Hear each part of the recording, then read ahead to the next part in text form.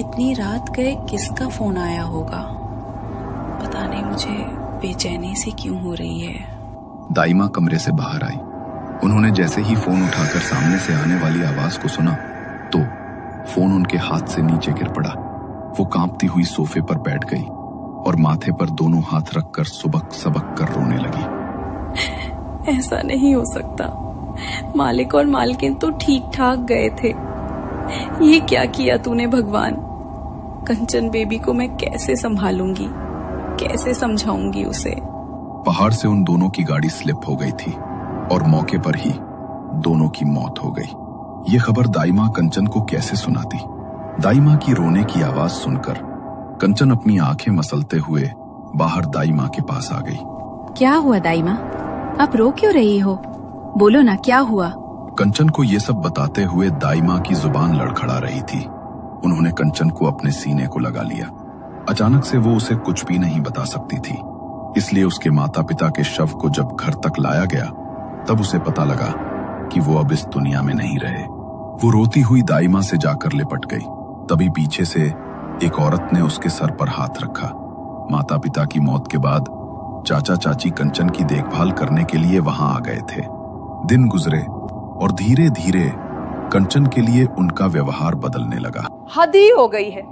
इसे खाना खिलाने के लिए क्या मैं इसके पीछे पीछे ही घूमूंगी?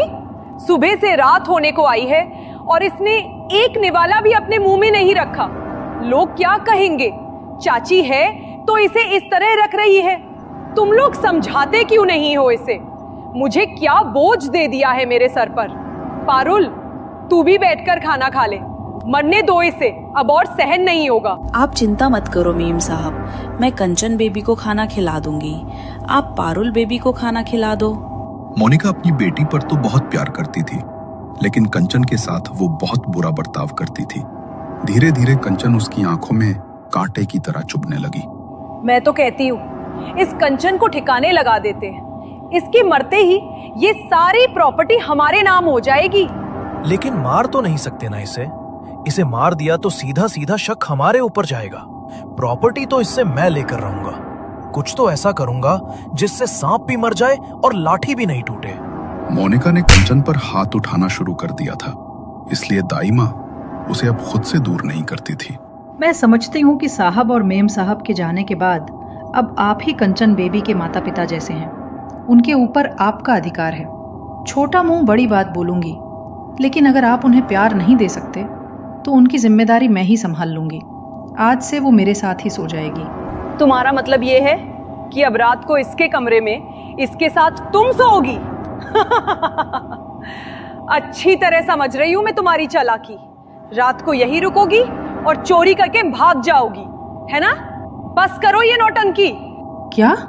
ये आप क्या कह रही हैं? मैं इस घर में पिछले 9 साल से काम कर रही हूँ। कंचन बेबी मुझे खुद से भी ज्यादा प्यारी है और उसके साथ ये सब होते हुए देखा नहीं जाता मुझसे। नहीं देखा जाता तो अपने घर ले जाना इसे, चोर कहीं की। कितनी बेशरम है तू। लेकिन तुझे रात को यहाँ रुकने नहीं दूंगी मैं, हरगिज नहीं। तुम जैसे धोखेबाज लोगों का कोई भरोसा नहीं मुझे, समझी? निकम्मी कहीं की। बाहर निकल जा अभी। कंचन को भी अब अपने चाचा चाची के साथ रहना अच्छा नहीं लगता था। उसकी चचेरी बहन पारुल भी उसके साथ अच्छा बर्ताव नहीं करती थी। कंचन अकेली अपने कमरे में बैठी रहती। मोनिका उसे पारुल के साथ खेलने भी नहीं देती थी। कंचन का भी वहां दम घुटने लगा था। कंचन के घर के बगल में ही कंचन के माता पिता ने दाई माँ को एक छोटा सा घर रहने के लिए दिया था। रात को कंचन उनके साथ अब उनके घर में ही रुकने लगी थी। कंचन जब पहली बार दाई माँ के घर गई तो उसे वहाँ कुछ अजीब सा महसूस हुआ। दाई माँ, आपके घर में ये अजीब सी गंध कैसे आ रही है? कुछ खाने की चीज खराब हो गई है क्या? रुक तो जरा, देखने दे मुझे। दाई माँ ने रसोई में सामान टटोला, मगर वहाँ उनको कुछ नहीं मिला। तभी उनका ध्यान बिस्तर के नीचे गया, जहाँ पर एक लाल रंग की पोटली रखी थी। उसे देखकर वो घबराकर दौड़ती हुई आई और पोटली को उठाकर घर के बाहर चली गईं। उन्होंने बाहर से घर का दरवाजा बंद कर दिया और कुछ दूरी पर जाकर एक जगह मिट्टी खोदकर उन्होंने पोटली को मिट्टी के अंदर दबा दिया। अच्छा हुआ जो इस पोटली को कंचन बेबी ने नहीं छुआ, वरना बहुत बड़ा अनर्थ हो जाता। इतनी बड़ी भूल कैसे हो गई मुझसे? ये पोटली कैसे घर के अंदर ही छोड़ दी मैंने? और आज तो अमावस की रात है, बस कुछ अनहोनी न हो जाए। दाई माँ घबराई हुई थी। उस पोटली को मिट्टी में दफनाकर वो वहां से उठकर सीधी सीधी जाने लगी। तभी पीछे से उनके कानों में एक आवाज पड़ी, रुक जा, मुझे भी अपने साथ लेकर चल। उस आवाज को सुनकर उनके पसीने छूट गए। उन्होंने अपने कदमों की रफ्तार बढ़ाई और तेजी से घर की तरफ बढ़ने लगी। उनके कानों में बार बार पीछे से वो आवाज पड़ रही थी। वो दौड़ती हुई घर के अंदर घुसी और उन्होंने दरवाजे को अंदर से बंद कर लिया। वो हाफ रही थी और बुरी तरह पसीने से भीग चुकी थी। आपको क्या हो गया दाई माँ? आप इतनी डरी हुई क्यों है? और आपको इतना पसीना क्यों आया हुआ है? कुछ नहीं, तू जा अंदर जाकर सो जा और अभी यहाँ पर मत आना। लेकिन हुआ क्या दाई माँ? इससे पहले कि दाई माँ आगे कुछ और बोलती, दरवाजे पर किसी ने दस्तक दी। दरवाजे पर आने वाली ठक ठक की वो आवाज धीरे धीरे तेज होने लगी। दाई माँ की आंखों में एक अलग ही डर उभर आया था। वो दरवाजे से दूर हटकर पीछे पलंग पर जाकर बैठ गईं। दाई माँ, कोई दरवाजा खटखटा रहा है। आप दरवाजा क्यों नहीं खोल रही हैं? मैं दरवाजा खोल दूं? मैंने तुझे बोला ना कि अंदर जा, तो तू अभी तक यहाँ पर क्या कर रही है? अंदर जा और जब तक मैं ना बोलूं तब तक बाहर मत आना। लेकिन दाई माँ। बोला ना, जा। दाई माँ ने कंचन को अंदर भेज दिया। कुछ देर बाद उन्होंने अंदर जाकर देखा तो कंचन सो चुकी थी। उन्होंने अपने कमरे में सफेद रंग से एक गोल घेरा बनाया और उसमें तिकोने आकारों से एक आकृति उकेरी। उसके बीच में उन्होंने 5 दीपक जलाए और कुछ मंत्रों का उच्चारण करने लगी। कुछ देर बाद बाहर से आने वाली दरवाजा खटखटाने की वो आवाज बिल्कुल बंद हो गई। थोड़ी देर बाद दाई माँ ने मंत्रों का उच्चारण रोक दिया और घर के अंदर से दरवाजे पर अपने खून से एक निशान बना दिया। आज तो जैसे तैसे बच गई। आगे से मुझे बहुत ध्यान रखना होगा। इस दलदल में धंसती ही चली जा रही हूँ। काश मैंने ये सब कभी शुरू ही न किया होता। कंचन दूसरे कमरे के दरवाजे से छिपकर ये सब देख रही थी, मगर उसे समझ नहीं आ रहा था कि आखिर दाई माँ ने ये सब क्या किया और वो क्या बातें कर रही हैं। मगर धीरे धीरे जैसे कंचन बड़ी हुई तो उसे सब कुछ समझ आने लगा। आज कंचन 18 साल की हो गई थी। घर पर दाई माँ ने उसके लिए केक बनाया था, मगर कोई भी उसके बर्थडे के सेलिब्रेशन के लिए खुश नहीं था। कम से कम आज तो आप लोग कंचन बेबी के लिए खुश हो जाओ। बेबी 18 साल की हो गई है आज। मालिक और मालकिन जिंदा होते तो बहुत खुश होते आज के दिन। हाँ, जिंदा होते तो खुश होते, लेकिन जिंदा तो नहीं है ना वो। खुद तो मर गए, लेकिन हमारे सर पर बोझ छोड़कर चले गए इसकी वजह से अपना सब कुछ छोड़कर यहाँ आना पड़ा हमें। रहने दो दाई माँ, और कोई जन्मदिन नहीं मनाना मुझे। इस घर में अब एक भी पल रहती हूँ तो दम घुटता है मेरा। अगर आप लोग यहाँ पर मेरे साथ नहीं रहना चाहते तो आपकी मर्जी है। वैसे भी आज तक कोई ख्याल नहीं रखा है आप लोगों ने मेरा। अपने घर में अपनी दाई माँ के साथ अकेले रह सकती हूँ मैं। अगर जाना चाहें तो जा सकते हैं आप लोग। देखो तो जरा कैसे कैंची की तरह जुबान चल रही है इसकी। बचपन से लेकर अब तक हमने तेरा ध्यान रखा, और अब जब बड़ी हो गई तो हमें ही यहाँ से जाने के लिए कह रही है। एहसान फरामोश कहीं की। शर्म नहीं आई तुझे ये सब बोलते हुए? ऐसे लोगों को किसी की शर्म नहीं होती। चलो जी अपने कमरे में, बहुत मन गया इसका जन्मदिन। कंचन भी रोते हुए अपने कमरे में चली गई और उसके चाचा चाची अपनी बेटी पारुल के कमरे में गए। आज तो ये 18 साल की भी हो गई। अब तो प्रॉपर्टी अपने नाम पर करवा लो। 10 साल से यहाँ पर रह रहे हैं, इसे संभाल रहे हैं। अब और नहीं कर सकती मैं ये सब। पारुल की आंखों में जलन और गुस्सा साफ झलक रहा था। उसने अपने पिता की ओर देखते हुए कहा कि अब इस घर पर उनका हक होना चाहिए। वो बोली कि जब भी कंचन की शक्ल देखती है तो गुस्से से उसका दिमाग खराब हो जाता है। ना ये घर कंचन का रहेगा और ना ही वो उसे फिर कभी यहाँ नजर आएगी। कंचन अब 18 साल की हो गई थी और वो लोग इसी दिन का इंतजार कर रहे थे। उन्होंने धोखे से प्रॉपर्टी के पेपर्स पर कंचन के सिग्नेचर ले लिए और घर अपने नाम पर करा लिया। ये सब ठीक नहीं किया आप लोगों ने। अरे मालिक मालकिन के जाने के बाद आप लोगों को तो उसके माता पिता बनकर अपना फर्ज निभाना चाहिए था, लेकिन तुम तो पैसों के लालची हो। बहुत गलत किया है तुम लोगों ने ये। मैं जानती नहीं थी कि आप लोग इस हद तक गिर जाओगे। मम्मी पापा की यादों की आखिरी निशानी था ये घर, वो भी छीन लिया मुझसे। लेकिन एक बात याद रखना, मेरे मम्मी पापा के घर से मुझे निकाल रहे हो ना, इस बात का बदला तो मैं लेकर रहूंगी। मेरा हक इस तरह मुझसे कोई नहीं छीन सकता। अभी के अभी बाहर निकल जाए यहाँ से, हरामजादी। तेरा यहाँ एक पल भी सांस लेने का हक नहीं है। ये घर, प्रॉपर्टी, सब कुछ हमारा है। तेरा ये मनहूस चेहरा एक सेकंड भी बर्दाश्त नहीं होता है मुझसे। निकल जा, चली जा यहाँ से। गलती से भी लौटी ना तो पुलिस को बुलाकर तुझे जंजीरों में बांधकर फिकवा दूंगी। बाहर निकल अभी। कंचन रोती हुई दाई माँ के साथ उनके घर आ गई, मगर उन लोगों ने तो वो घर भी हड़प लिया था, इसलिए उन दोनों को किराए पर एक छोटा सा घर लेना पड़ा। दाई माँ, उन लोगों ने मुझसे मेरा सब कुछ छीन लिया। माँ पापा ने जो घर आपको दिया था वो भी छीन लिया। मन तो करता है उन्हें जान से मार डालूं, और मुझे पता है आप ऐसा कर सकती हो। क्या मतलब है तुम्हारा कंचन? मैं जानती हूँ काला जादू, टोना टोटका ये सब करना आपको आता है, तो इसका इस्तेमाल उनके खिलाफ क्यों नहीं करती? आपको नहीं लगता कि उन्हें अपने किए की सजा मिलनी चाहिए? ये तो क्या बोल रही है कंचन बेटा, मुझे ऐसा कुछ भी नहीं पता। और ये काला जादू, टोना टोटका, ये सब बहुत खतरनाक होता है। अगर एक बार इसके अंदर फंस जाओ तो इससे बाहर निकलना असंभव है। इस सब के बारे में मत सोच, किसी वकील से बात कर, अब तो वही इसमें तेरी कुछ मदद कर सकते हैं। मैं हर वकील से बात कर चुकी हूँ दाई माँ, लेकिन कोई मेरी मदद नहीं कर सकता। और जब वो लोग सीधे रास्ते पर नहीं चल रहे तो हम क्यों सीधे रास्ते पर चलें? मैं जानती हूँ आपको सिद्धियाँ आती हैं। 10 साल में हर रात मैंने आपको उन क्रियाओं को करते देखा है। आत्माओं को आपके दरवाजे पर दस्तक देते सुना है। जब आप मेरी मदद कर सकती हैं तो आखिर मना क्यों कर रही हैं? क्या आपको मेरी हालत देखकर बुरा नहीं लग रहा? क्या आप मेरा अच्छा नहीं चाहती? ऐसा नहीं है मेरी बच्ची, मैं तेरा अच्छा चाहती हूँ, इसलिए तुझे इस दलदल में नहीं धकेलना चाहती। काला जादू, टोना टोटका, ये सब एक ऐसा दलदल है कि जो भी इसमें फंस जाए बाहर नहीं निकल पाता। मैं पिछले इतने सालों से जो कर रही हूँ वो मेरी मजबूरी है। पछतावा होता है मुझे कि आखिर मैंने ये सब शुरू ही क्यों किया था, और एक बार शुरू किया तो कभी इसे रोक नहीं पाई। इन सब से दूर रहे मेरी बच्ची। दाई माँ ने कंचन की मदद करने से साफ साफ इनकार कर दिया, लेकिन कंचन के हाथ से तो उसका सब कुछ छीन गया था। वो शांत कैसे बैठ सकती थी? एक रात जब दाई माँ गहरी नींद में सो रही थी, कंचन ने उनकी संदूक खोली। उसके भीतर एक काले रंग की पोटली रखी थी। उसने उसे बाहर निकाला और अपने कमरे में ले गई।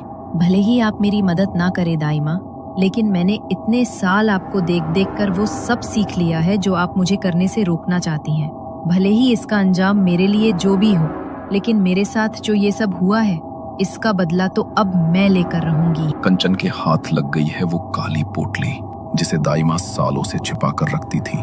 उसमें है क्या?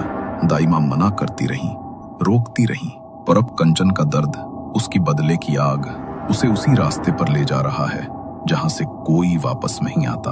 क्या दाई माँ अपना पुराना काला जादू फिर शुरू करने को मजबूर होंगी, या कंचन खुद अंधेरे की रानी बनने की राह पर चल पड़ी है?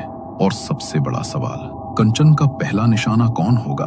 चाची मोनिका या कोई और जिसका सच अभी तक किसी को नहीं पता?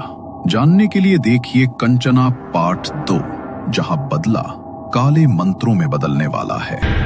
पिछले एपिसोड में आपने देखा कि किस तरह कंचन की चाचा चाची ने उसके साथ धोखा करके उसकी सारी प्रॉपर्टी हड़प ली। कंचन को दाई माँ के साथ किराए के घर में आना पड़ा। कंचन ने दाई माँ को बचपन से काला जादू और टोने टोटके की क्रियाओं को करते देखा था, इसलिए वो अपने चाचा चाची और उनकी बेटी पारुल को बर्बाद करने के लिए दाई माँ से काले जादू का इस्तेमाल करने को कहती है, मगर दाई माँ उसे इस दलदल में फंसने नहीं देना चाहती। अब आगे। आधी रात के पहर दाई माँ अपने बिस्तर पर सो रही थी और अंदर के कमरे में कंचन अपनी आंखों में आंसू और गुस्सा लिए बिस्तर पर बैठी थी। वो उठी। दाई माँ गहरी नींद में सो रही थी तो उसने उनकी संदूक खोली जिसके भीतर एक काले रंग की पोटली रखी थी। उसने उसे बाहर निकाला और अपने कमरे में ले गई। कोई बात नहीं दाई माँ, अगर आप मेरी मदद नहीं कर सकती तो मैं खुद ही ये सब कर लूंगी। बचपन से आपको ये सब करते देखा है मैंने। इतना तो मैं भी जानती हूँ कि कैसे आत्माओं को जागृत किया जाता है और कैसे उन्हें बलि देकर उनसे अपनी इच्छा पूरी कराई जाती है। कंचन ने उस काले रंग की पोटली को खोला तो उसके भीतर तंत्र सामग्री और एक किताब थी जिसके भीतर काले जादू और तंत्र की विधियां लिखी हुई थी। कंचन ने वो किताब खोली और उसके भीतर लिखे मंत्रों को पढ़ते हुए सफेद रंग से तिकोने आकारों से एक आकृति बनाई। 4 तिकोनों को जोड़कर एक आकार बनाया जिसके बीच में एक गोल घेरा था। उस गोल घेरे में उसने 8 दियों को जलाया। उसके बाद उसने 3 कोरे कागज लिए। उसने अपनी हथेली पर चीरा लगाया और अपने रक्त से उन कागजों पर अपने चाचा, चाची और पारुल का नाम लिख दिया। मम्मी पापा के जाने के बाद तुम सब ने मेरी जिंदगी जहन्नुम बनाकर रख दी, लेकिन अपना हक मैं जाने नहीं दूंगी। आज से तुम्हारी उल्टी गिनती शुरू। तड़प तड़प कर मरते देखूंगी तुम्हें तो मैं। कंचन ने उन तीनों कागजों को मोड़कर दियों के बीच में रख दिया। वे तीनों कागज जले नहीं, बल्कि उनके भीतर कंचन के चाचा, चाची और पारुल का तड़पता हुआ चेहरा उभर आया। दियों से निकलने वाली आग की लपटें इतनी तेज हो गईं, मानो वहां कोई यज्ञ कुंड जल रहा हो। तभी कंचन के कमरे की खिड़की पर एक दस्तक हुई। जैसे ही वो दस्तक कंचन के कानों में पड़ी, उसके चेहरे पर एक शैतानी हंसी छा गई। वो उठकर खिड़की खोलने के लिए खिड़की की तरफ बढ़ी। उसने जैसे ही खिड़की खोलने के लिए अपना हाथ बढ़ाया, तभी उसे अपने कंधे पर कुछ महसूस हुआ, जैसे किसी ने उसके कंधे पर अपना हाथ रख दिया हो। वो बुरी तरह डर गई। हिम्मत करते हुए उसने पीछे मुड़कर देखा तो दाइमा उसके कंधे पर हाथ रखे हुए घबराई हुई खड़ी थी। उन्होंने गुस्से में कंचन की तरफ देखा और उसे खींचती हुई अपने कमरे की तरफ ले गईं। मैंने मना किया था ना तुझे ये सब करने से, उसके बाद भी तूने मेरी बात नहीं मानी। मत पड़ इन सब में बेटा, वरना मेरी तरह पछताएगी। शांति से मौत भी नसीब नहीं होती है जब ये सब क्रिया करते हैं, और कभी मोक्ष नहीं मिल पाता। मेरी बात को समझ मेरी बच्ची, रोक दे ये सब। ठीक है, मंजूर है मुझे। मेरी आत्मा को मोक्ष अगर नहीं मिलेगा तो भी मंजूर है मुझे, लेकिन ऐसी जिंदगी और वो भी इस तरह से नहीं जी सकती मैं। मेरी बच्ची, तू बदले की आग में इस तरह जल रही है कि आगे होने वाली अनहोनी तुझे दिखाई नहीं दे रही। अगर एक बार आत्माओं के चक्रव्यूह में फंस गई तो वे तुझे इस तरह फंसा लेंगी कि तू चाहकर भी उन्हें छोड़ नहीं पाएगी। लेकिन दाइमा, मेरे हक का क्या? जो मेरा हक उन्होंने मुझसे छीन लिया है उसका क्या? मैं सब समझ रही हूँ मेरी बच्ची, लेकिन अपना हक पाने के लिए ये रास्ता ठीक नहीं है। तूने जो क्रिया की है उसे काटना होगा, वरना वो आत्मा इसी तरह घर के बाहर दस्तक देती रहेगी, और मैं नहीं चाहती तेरा उसके साथ सामना हो। दाइमा कंचन के साथ उसके कमरे में गई। उसके कमरे की खिड़की से अभी भी वो ठक ठक की आवाज आ रही थी। दाइमा ने कंचन को कमरे के एक कोने में बैठाया और खुद कमरे के बीचों बीच जाकर बैठ गई, जहां उस आकृति के भीतर अभी भी वे दिए जल रहे थे। दाइमा ने वहां बैठकर कुछ देर तक कुछ मंत्रों का उच्चारण किया। मंत्र के हर उच्चारण के साथ खिड़की के बाहर से आने वाली वो ठक ठक की आवाज और तेज होती जा रही थी, मगर दाइमा ने मंत्रों का उच्चारण नहीं रोका।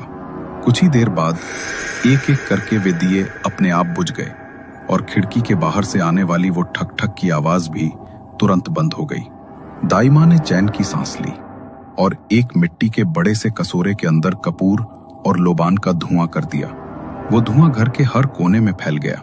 दाइमा ने उस मिट्टी के कसूरे को घर के कोने में रख दिया और कंचन के पास गई। आज तो तूने ये सब कर दिया, लेकिन आज के बाद ये सब करने के बारे में कभी सोचना भी मत। वो तो मैं सही समय पर आ गए और मुझे इन चीजों की काट का तरीका पता है। ये सब जितना आसान लगता है उतना है नहीं। अगर वो आत्मा तुझ पर हावी हो जाती और तुझे उसे काबू में करने का तरीका ना पता होता तो क्या करती तू? मार डालती वो तुझे। नहीं दाइमा, अपनी कंचन को इतनी कच्ची खिलाड़ी मत समझो। बचपन से आपके साथ रहती आई हूँ मैं।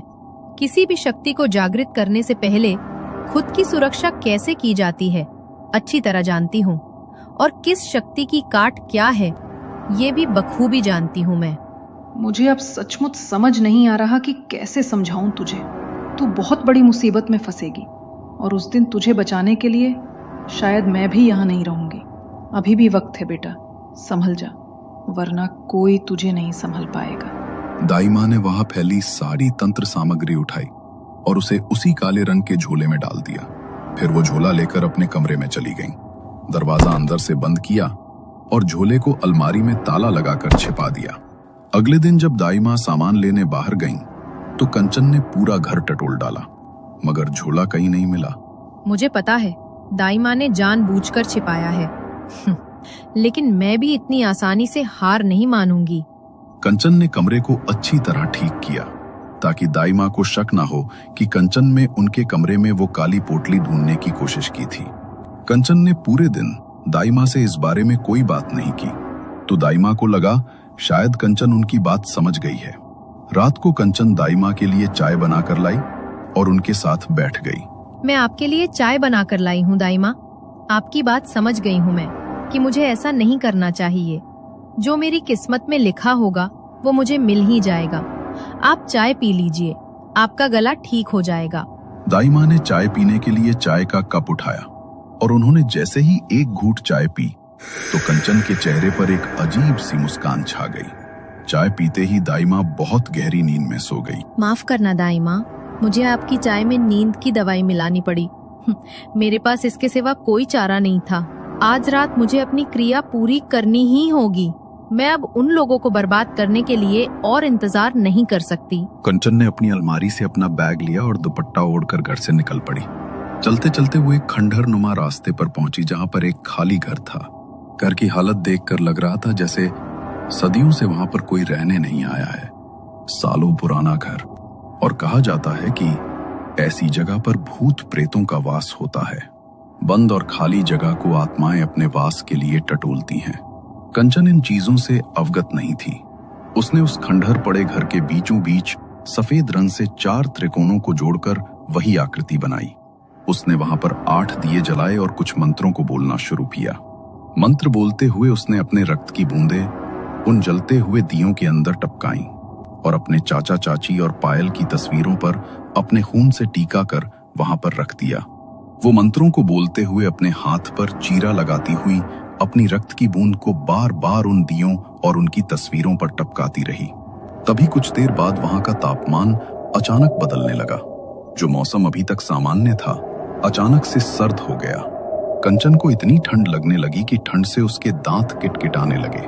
कुछ अजीब सी आहटें कंचन के कानों में पड़ रही थी, जैसे तो यहाँ पर एक नहीं बल्कि कई सारी भटकती हुई अतृप्त आत्माएं आ गई। अचानक यहाँ इतनी ठंड कैसे?